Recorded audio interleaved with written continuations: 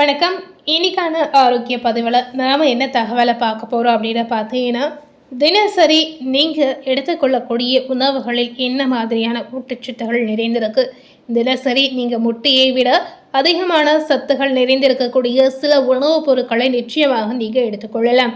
முட்டைக்கு பதிலாக இந்த மாதிரி ஊட்டச்சத்துகள் நிறைந்திருக்கக்கூடிய பொருட்களை நீங்கள் சாப்பிடும்போது கண்டிப்பாக முட்டையை விட அதிகமான ஊட்டச்சத்துகள் இரட்டிப்பாகவே உங்களுக்கு கிடைக்கும் அப்படின்னு சொல்லப்படுது. ஸோ என்ன மாதிரியான உணவுப் பொருட்களை முட்டைக்கு பதிலாக நாம் தினசரி எடுத்துக்கொள்ளலாம், எந்த மாதிரி உணவுப் பொருட்களில் நிறைய விதமான ஊட்டச்சத்துகள் நிறைந்திருக்கு அப்படிங்கிறத நாம் இந்த வீடியோ மூலம் நிச்சயமாக பார்த்து தெரிந்து கொள்ளலாம். முட்டைக்கு பதிலாக அதே அளவு சத்துகள் நிறைந்திருக்கக்கூடிய மற்ற உணவுப் பொருட்களை பற்றி நாம் இந்த வீடியோவில் பார்க்கலாம். இதனால் உங்களுக்கு நிறைய விதமான ஊட்டச்சத்துகளும் எந்தவித பாதிப்பும் நிச்சயமாக ஏற்படாது. ஸோ இந்த உணவிற்கான மகிமைகள் என்ன, இதில் ஒளிந்திருக்கக்கூடிய மருத்துவ குணங்கள் என்ன அப்படிங்கிறத நாம் பார்க்கலாம். ஆரோக்கியமான வாழ்விற்கு ஊட்டச்சத்துகளும் வைட்டமின்களும் அவசியமானவை அப்படின்னே சொல்லலாம். ஸோ இப்போ இருக்கக்கூடிய இந்த காலகட்டத்தில் இந்த விஷயத்தை யாருமே பின்பற்றி வருவதில்லை அப்படின்னே சொல்லலாம். குறிப்பாக நமது வளர்ச்சிதை மாற்றத்தை புரோட்டீன் மிகவும் அவசியமான ஒரு சத்தாகவே பார்க்கப்படுது. நம்ம அதிகமாக சாப்பிடக்கூடிய சுவையான சத்தான ஒரு உணவு என்றால் அது முட்டை அப்படின்னே சொல்லலாம். ஏனெனில் முட்டையில் போதுமான அளவு புரோட்டீன்களும் ஊட்டச்சத்துகளும் நிறைந்து இருக்குங்க. ஆனால் சிலருக்கு முட்டையின் சுவை பிடிக்காமல் இருக்கலாம். ஸோ அப்படி இருக்கக்கூடிய நேர்கள் கண்டிப்பாக இந்த மாதிரி உணவுப் பொருட்களை நீங்கள் உங்கள் வாழ்க்கையில் சேர்த்து வரலாங்க. அப்படிப்பட்ட முட்டைக்கு பதிலாக அதே அளவு சத்துகள் நிறைந்த மற்ற உணவுகளை சாப்பிடுவது நமக்கு மிகவும் நன்மையை ஏற்படுத்தும்.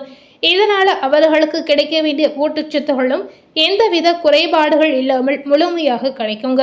ஸோ இதில் என்ன மாதிரியான ஊட்டச்சத்துகளில் என்ன மாதிரியான புரோட்டீன்கள் விளைந்திருக்கு அப்படிங்கிறத நாம் பார்க்கலாம். அதாவது என்ன மாதிரியான உணவுப் பொருட்களில் விளைந்திருக்கு அப்படிங்கிறத நாம் நிச்சயமாக தெரிந்து கொள்ளலாம். முதல்ல சோயா பீன்ஸ் அப்படின்னு சொல்கிறாங்க. ஒரு கப் சமைக்கப்பட்ட சோயா பீன்ஸில் கிட்டத்தட்ட 28 கிராம் புரோட்டீன் இருப்பதாக ஆய்வுகள் கூறுகிறது. சோயா பீன்ஸ் பல்வேறு உணவுகளுக்கு மூலப்பொருளாகவும் இருக்கிறது. இதனை நீங்க தினசரி நொறுக்கு தீனிகளாகவும் உணவாகவும் கூட பயன்படுத்தலாம். உங்களுக்கு எந்த மாதிரி சாப்பிட பிடித்து இருக்கோ அந்த மாதிரி உங்களுடைய உணவு பழக்கங்களில் நீங்க சேர்த்து வரலாம். அடுத்ததாக திணை வகைகளை சொல்றாங்க. இந்த தானியத்தில் அதிக அளவு நார்ச்சத்துகள் இருக்கிறது. இதனால இது முழுமையான புரோட்டீன் நிறைந்த உணவாகவே பார்க்கப்படுகிறது. சில முக்கியமான அமினோ அமிலங்கள் இதுல நிறைந்திருக்கு. குறிப்பாக தசைகளை வலுப்படுத்தக்கூடிய நிறைய விதமான ஊட்டச்சத்துகள் இதுல இருக்கிறது. ஒரு கப் திணையில பார்த்தீங்கன்னா 8 கிராம் புரோட்டீன் நமக்கு கிடைக்குங்க. இதனால தினசரி நீங்க திணைகளை உங்களுடைய உணவு பழக்கத்தில் சேர்த்து வரலாம். அடுத்ததாக பார்த்தீங்கன்னா பூசணி விதைகளை சொல்லலாம்.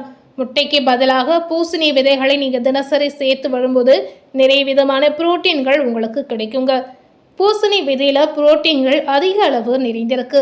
இதில் பாஸ்பரஸ், ஜிங்க் மற்றும் மக்னீசியம் அதிகமாகவே இருக்கிறது. இவை அனைத்துமே நமக்கு தேவையான ஆற்றல்களை வழங்கக்கூடியதாக இருக்கிறது.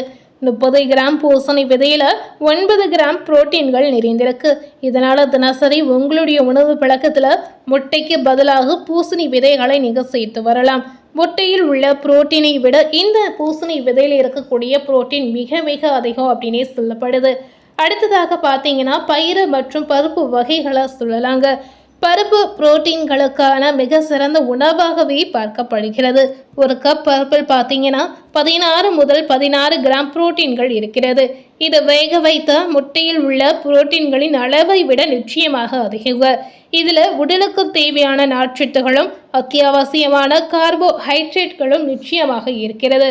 தினசரி உங்களுடைய உணவுகளில் நீங்கள் இந்த மாதிரி பருப்பு வகைகளை எடுத்துக்கொள்ளலாம். அடுத்ததாக சணல் விதைகளை சொல்கிறாங்க. சணல் விதைகள் சணல் இதயம் எனவும் அழைக்கப்படும். இதில் குறைந்த அளவு கலோரிகள் மற்றும் அதிக அளவு புரோட்டீன்கள் இருக்கிறது. 2 ஸ்பூன் விதையில் 6.3 புரோட்டீன் அதிகம் நிறைந்திருக்கு. அதாவது 6.3 கிராம் புரோட்டீன் அளவு இருக்கிறது. இதில் இதய ஆரோக்கியத்திற்கு அவசியமான லினோலிக் அமிலமும் ஒமேகா 3 அமிலமும் அதிகமாக இருக்கிறது. கண்டிப்பாக தினசரி இந்த சணல் விதைகளை நீங்கள் பயன்படுத்தலாம். அடுத்ததாக பார்த்தீங்கன்னா கிரேக்க தயிரை சொல்கிறாங்க. வீட்டில் தயாரிக்கும் தயிரை விட கிரேக்க தயிரில் புரோட்டீன்களின் அளவு 2 மடங்காகவே இருக்கிறது. இது உங்களுடைய வயிற்றை எளிதில் நிரப்புவதோடு ஆரோக்கியத்திற்கு அவசியமான ப்ரோபயாட்டிக் இதில் அதிகமாக இருக்கிறது. அதாவது ப்ரோபயாட்டிக் சத்துகள் அதிகமாக இருக்கு அப்படின்னு சொல்கிறாங்க. ஒரு கப் கிரேக்க தயிரில் 17 கிராம் புரோட்டீன் அளவு நிச்சயமாக இருக்கிறது. அடுத்ததாக பார்த்தீங்கன்னா பன்னீரை சொல்லலாம். உங்களுடைய உணவில் சேர்த்து கொள்ளக்கூடிய சுவையான மற்றும் புரோட்டீன் அளவு அதிகமாக இருக்கக்கூடிய ஒரு உணவு என்ன அப்படின்னு பார்த்தீங்கன்னா பன்னீரை சொல்லலாம். இதில் அதிக அளவு புரோட்டீன்களும் குறைந்த அளவு கலோரிகளும் கண்டிப்பாக இருக்கிறது. 100 கிராம் பன்னீரில் 2 கிராம் புரோட்டீன் நிச்சயமாக உங்களுக்கு கிடைக்குங்க. இது முட்டையில் உள்ள புரோட்டீனின் அளவை விட மிக அதிகமான அளவாகவே சொல்லப்படுது. ஸோ தினசரி நீங்கள் முட்டைக்கு பதிலாக இந்த மாதிரி உணவு பழக்கங்களை நீங்கள் சேர்த்து வரலாம். அடுத்ததாக பார்த்தீங்கன்னா சுண்டலை சொல்லலாங்க. சுண்டல் பல்வேறு சத்துக்கள் நிறைந்த ஒரு மிக சிறந்த பொருளாகவே பார்க்கப்படுகிறது. வேக வைக்கப்பட்ட அரை கப் சுண்டலில் 7.3 கிராம் புரோட்டீன் நிறைந்திருக்கு. இது பசியின்மையை கட்டுப்படுத்தி ஆற்றல் அதிகரிக்க நிச்சயமாக பயன்படும். இதில் இருக்கக்கூடிய ஊட்டச்சத்துக்கள் மூலமாக ஹார்மோனின் அளவை நிச்சயமாக நம்மால் அதிகரிக்க செய்ய முடியுங்க. ஸோ கண்டிப்பாக நீங்களும் இப்போ இருக்கக்கூடிய இந்த காலகட்டத்தில் உங்களுடைய தினசரி உணவு பழக்கங்களை சுண்டலை நீங்கள் சேர்த்து வரலாம். அடுத்ததாக கடைசியாக பார்த்தீங்கன்னா பாதாமில் இருக்கக்கூடிய முக்கியமான ஊட்டச்சத்தை பற்றி நம்ம சொல்லலாங்க. அதாவது பாதாமில் இருக்கக்கூடிய இந்த முக்கியமான ஊட்டச்சத்தை பற்றி அனைவருக்கும் தெரிந்திருக்க வாய்ப்பே இல்லை அப்படின்னு சொல்லப்படுது. அதாவது பாதாமில் இருக்கக்கூடிய வெண்ணெயை சொல்கிறாங்க. 50 கிராம் பாதாம் வெண்ணெயில் 100 கிராம் புரோட்டீன் இருக்கிறது. மேலும் பார்த்தீங்கன்னா இதில் ஆரோக்கியமான கொழுப்புகள், வைட்டமின் இ, பயோட்டின் மற்றும் மக்னீசியம் இது அனைத்துமே அதிகமாகவே இருக்கிறது. சைவ உணவு சாப்பிடக்கூடிய நேயர்களுக்கு முட்டைக்கு பதிலாக சாப்பிடக்கூடிய ஒரு சிறந்த உணவாகவே இந்த பாதாம் வெண்ணெயை நீங்கள் பயன்படுத்தலாம். ஸோ கண்டிப்பாக இப்போ இருக்கக்கூடிய இந்த காலகட்டத்தில் இந்த மாதிரி உணவு பழக்கங்களை நீங்கள் பின்பற்றி வரும்போது ஆரோக்கியம் சார்ந்த பிரச்சனைகளை கண்டிப்பாக நீங்கள் தவிர்க்கலாம். ஸோ இப்போ இருக்கக்கூடிய இந்த காலகட்டத்தில் ஆரோக்கியமான உணவு பழக்கங்களை உங்களுக்கும் சரி உங்களுடைய குழந்தைகளுக்கும் கண்டிப்பாக நீங்கள் கற்றுத்தரலாம். ஸோ இந்த மாதிரி உணவுப் பொருட்களை உங்களுடைய குழந்தைகளுக்கு கொடுக்கும்போது கண்டிப்பாக அவர்கள் விரும்பி சாப்பிடக்கூடிய ஒரு சூழல் இதனால் உங்களுக்கு உருவாகும்.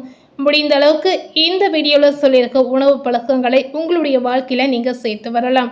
இந்த மாதிரி உணவு பழக்கங்கள் மூலமாக உங்களுக்கு எந்த விதத்திலும் எந்த வித பாதிப்பும் நிச்சயமாக ஏற்படாது. ஸோ மறக்காமல் இந்த மாதிரி விஷயங்களை நீங்கள் பின்பற்றலாம். ஸோ இன்றைக்கி நம்ம சேனலில் தினசரி நாம் முட்டைக்கு பதிலாக எந்த மாதிரி உணவுப் பொருட்களை எடுத்துக்கொண்டால் முட்டையில் கிடைக்கக்கூடிய புரோட்டீன் அளவும் எந்த பொருட்களில் நமக்கு முழுமையாக கிடைக்கும் அப்படிங்கிறத நாம் இந்த வீடியோ மூலம் நிச்சயமாக பார்த்து தெரிந்திருப்போம். மேலும் இது போல் ஒரு புதிய தகவலை தெரிந்து கொள்ளணும் அப்படின்னு நினைத்தீங்கன்னா மறக்காமல் நம்ம சேனலை சப்ஸ்கிரைப் பண்ணி பக்கத்தில் இருக்கக்கூடிய பெல் பட்டனையும் மறக்காமல் ப்ரெஸ் பண்ணிடுங்க. நீங்கள் சப்ஸ்கிரைப் பண்ணால் மட்டுமே நம்ம சேனலில் போடக்கூடிய எல்லா நியூ அப்டேட்டான வீடியோஸும் நீங்கள் உடனுக்குடன் பார்த்து தெரிந்து கொள்ளலாம். ஸோ மறக்காமல் சப்ஸ்கிரைப் பண்ணி பெல் பட்டனை ப்ரெஸ் பண்ணிடுங்க. தேங்க்யூ.